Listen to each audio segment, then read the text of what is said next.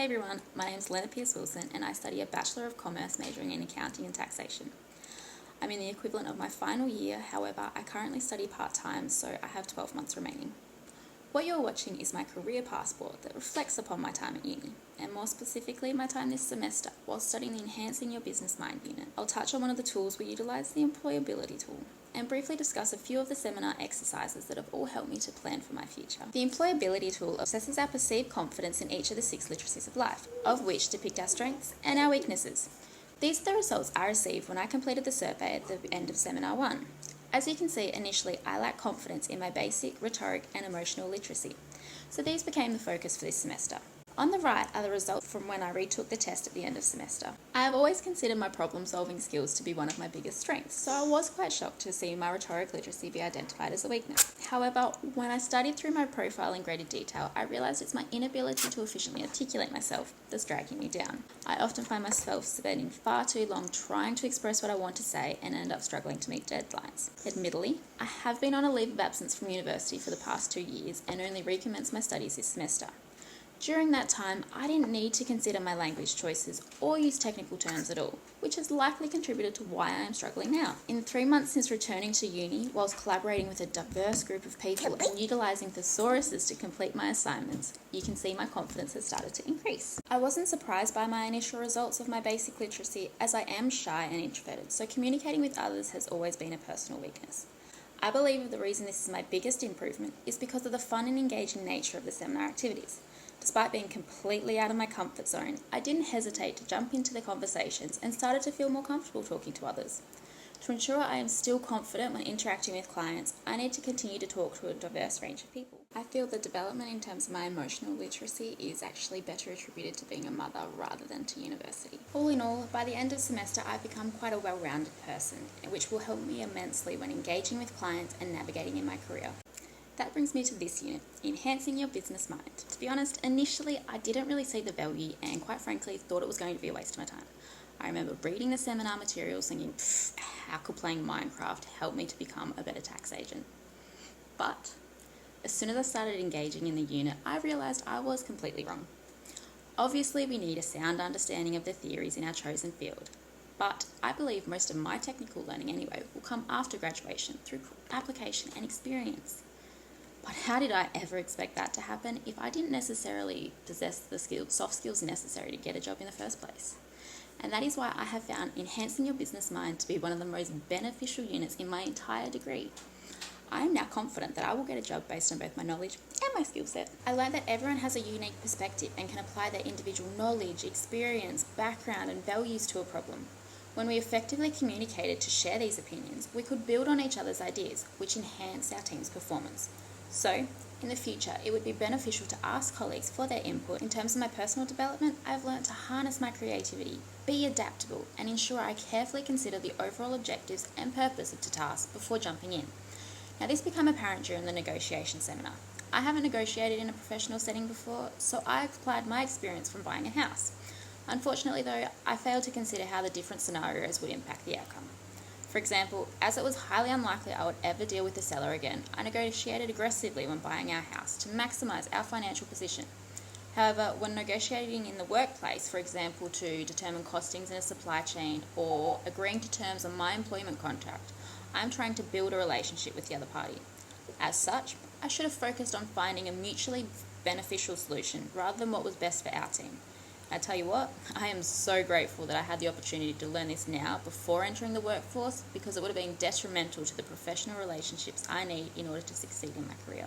Aside from what I've learned, I've had a lot of fun. I enjoyed trying new things in seminars, and as a result, I now plan on stepping outside of my comfort zone more often. My journey through university is quite different to most. I actually began my studies as a Bachelor of Science student majoring in Pharmacology and Biomed at UWA. A part of their curriculum is you're required to complete 4 units outside of your degree to broaden your knowledge, and I wanted to choose units that I thought would be useful in life, so I chose an Intro to an Accounting unit. And I am so glad that I did. I realised even though I enjoyed science, I wanted a career in business. So then, about a year and a half after I changed to a Bachelor of Commerce, we moved to the Pilbara for my partner's work. Unfortunately at the time, UWA didn't offer online study, and so I transferred to Curtin. But again, I am so glad that I did, because this time I got the opportunity to explore taxation as a major rather than a single unit a part of accounting. Making all of these changes has obviously added time to my degree, and I will admit, it is frustrating to still be studying 6.5 years later. Having said that though, I don't regret my decision in the slightest, and in fact I feel like I've grown from it, because I have become resilient and I've learned to embrace change. Because truth is, without change, I would currently be working in a career that my heart just isn't in. I am also very proud to admit in my first year after transferring, I was awarded Curtin Law School's prize for Best First Year Taxation Student. One of the highlights of my time at university was attending the tax study tour. About 18 or so of us travelled over to Canberra and Sydney to learn about all aspects of Australia's tax system. We had the opportunity to speak with senior officials from organisations such as the ATO, Department of Treasury, Inspector General of Tax, Tax Institute, Tax Practitioners Board, just to name a few. And aside from being fantastic for my professional development, I had a lot of fun and I met some great people.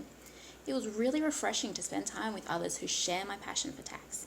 As I was the only online student, I probably would not have met any of them had I not attended. I was also able to meet two of my lecturers and build a rapport with them. And in units that I have studied since, where Annette or Donovan have been the lecturers, it has been so much easier reaching out for help because I feel comfortable talking to them both. As much as I would love to say in my final year I will take up similar opportunities if they presented themselves, after having a kid, that's not feasible. So instead, what I will do is I will attend the collaborate sessions and try to build up a rapport with my classmates and teaching staff that way. As for will I do any further study? Well, don't get me wrong, I have enjoyed my time at university. But for now, as soon as I graduate, I am out of here. I am ready to get into the workforce where I can start applying everything I have learned. But in 5, 10, maybe even 15 years down the track, depending on where I'm at in my career, I'm certainly open to postgrad studies to become a chartered accountant. One thing I loved about the employability tool, it emphasised planning a life rather than planning a career, because the decisions we make about our career path are based on our values and personal circumstances at the time, more so than the actual work. And for me, this is very true. I'm not ashamed to admit, since having my daughter, I'm not as career driven as I once was, because I want to be there to watch her grow up. Having said that though, that doesn't mean I don't want a career at all. I would love to still work in tax, except now I want to be in a smaller firm that appreciates family values and offers a good work-life balance. My husband and I actually have just bought a house in Manjum up in the southwest and plan to live here for some time. Being a small town, my options are quite limited, as there are 2 accounting firms here and 3 more half an hour away. There's one firm in particular though, Yield Accounting Group, that really stands out to me because I like their business model and their vision for the future. Our values align and I am interested in the services they offer their clients. Therefore, my goal is to join their team. Eventually, I think I would like to focus on tax planning. However, until I get a chance to explore all facets of accounting and tax outside of an assignment context, I can't be certain. So an all-rounder position that small local firms offer is the perfect starting point. I'm also not too interested in climbing the corporate ladder. In terms of my growth, I would prefer to focus on expanding my knowledge in the field and honing my skills so I can become a sort of accounting and tax whiz, rather than progressing to a managerial position. As for what I plan to do to get there, well, first and foremost, I need to be ready to apply for positions and ensure I stand out to prospective employers. To learn how to tailor my resume and cover letter to individual applications, I plan to use the workbooks available through UniHub and then seek feedback from the Curtin Careers team. I will finalise my portfolio over the semester break, and going forward will update it every 12 months or so to ensure it's effective throughout my entire career. I have submitted an expression of interest for the 2023 Careers Plus program and I will apply once registration's open. Having the opportunity to ask questions and get advice from a mentor working in the field will be invaluable. To gain industry experience, I plan to approach all 5 nearby firms to explain that I'm nearing the end of my degree and that I would love an opportunity to undertake either work experience or vacation work and see what I can get. This would also be a fantastic way to grow my network, as these are the professionals in the field down here. If tax is still your passion, fantastic, keep at it. Maybe it's time to start thinking about working towards becoming a chartered accountant. I'm sure it will be hard and I know you will doubt yourself, but you really should believe in yourself because you're more than capable of doing it. Don't ever forget you can do anything you put your mind to. But if it's not your passion anymore, or you've started to miss the important moments in Casey's life because you're always working, don't do it. It's really not worth it. Embrace change. Find something else that's fulfilling and gives that flexibility to be around. When we worked on the Odyssey plans, you considered turning your cricket into a full-time business. Maybe it's time you reconsider that thought. As much as you won't want to admit it, you're not always right, and it's important to accept when you're wrong and continue seeing challenges and setbacks as opportunities to learn and develop. Try more things. Step out of your comfort zone more. You don't want to look back after another 5 years with regret, so make the most of every situation. Always remember how far you've come and be proud of everything you've achieved over the years. I know it often feels like there just aren't enough hours in the day, but if this unit taught you anything in particular, it's to just take 5 minutes out of your day to stop and reflect. You'll grow so much because of it. So there you have it, 6.5 years summed up in 10 minutes. The employability tool allowed me to work towards overcoming my weaknesses in my basic rhetoric and emotional literacy. Enhancing your business mind demonstrated that communication will make or break a team, and to consider task objectives before starting.